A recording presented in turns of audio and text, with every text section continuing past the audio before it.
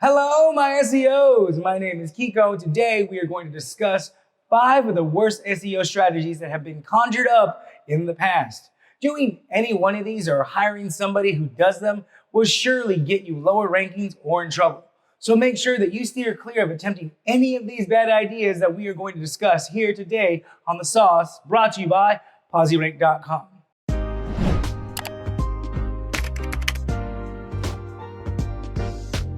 When we're referring to bad ideas, we're referring to black hat SEO tactics that are used to try and beat the system. In the beginning of search engines, these weren't necessarily illegal tactics, but they were frowned upon. And that is because in its infancy, search engines were just meant to return a search result, and that is it. So people figured out some really interesting ways to get to page 1. Because let's be honest, we're all trying to game the system and get a leg up. But since then, search engines have changed and grown to not just give the user an exact word match, but try and deliver the most helpful result. And in that pursuit, it has made it harder and harder to reach number 1. Creating doorway pages. Doorway pages are low-quality web pages that are created for the sole purpose of ranking highly in the search engine. This was an effective tactic back in the day because link building was and still is such a crucial aspect of SEO. So creating a bunch of low quality, cheap, and easily made pages with your link made yours look like it was being referred to more, thus giving your site higher rankings. Think of it like a digital Benny Hill sketch. You go in one door and come out the other only to be in the same spot. It's just a means of tricking the search engine into thinking you are bigger than you are.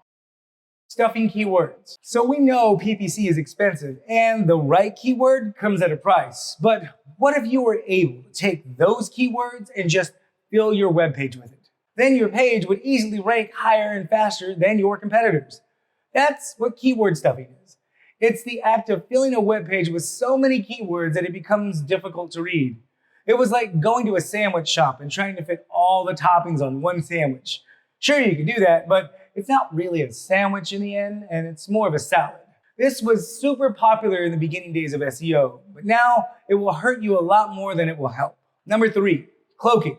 This one is super nerdy. Okay, they're all nerdy, but this one takes the cake. Imagine creating 2 of the same page, one of them for users and the other one for bots, so that the search engine would scan and read the technical version to rank you higher, but the actual version for users is completely different. That's what cloaking is, the act of showing one version of a web page to search engines and the other version to human users. This is usually done in an attempt to deceive search engines into thinking that a page is more relevant than it actually is. Think of it like an old spaghetti western movie set.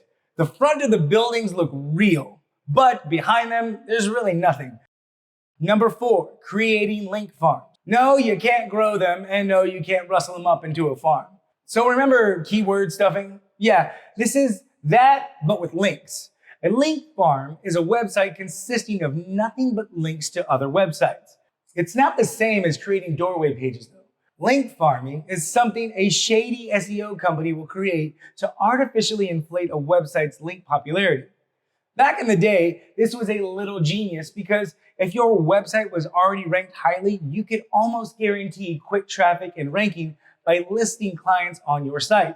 Link farming was a lot like pay to play. We all know that. We went to college. Number 5, buying links. Buying links is the act of getting paid for or paying someone to put a link on your site or theirs. We all have come to know that backlinks are essential to building your reputation, getting a higher DA score, and landing yourself on top of SERPs. So having good and plentiful sites to connect to is extremely helpful in building your site's reputation.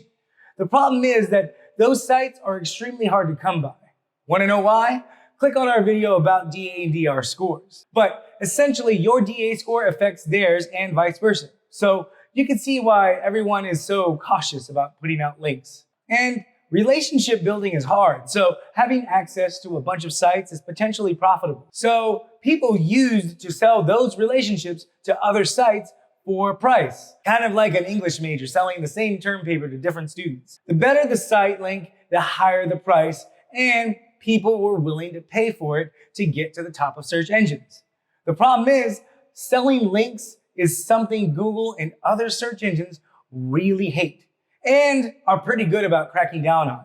Just like that copy and paste term paper, you and your links will eventually get caught and can result in heavy penalties from Google. So it's best to do your own work and pay for a Grammarly subscription like the rest of us. I did. Hey SEOs, we know there's more to this sauce than we can fit in this video. So make sure you like, subscribe, and turn on notifications so you don't miss out on future episodes where we go more into depth on how the SEO sauce is made.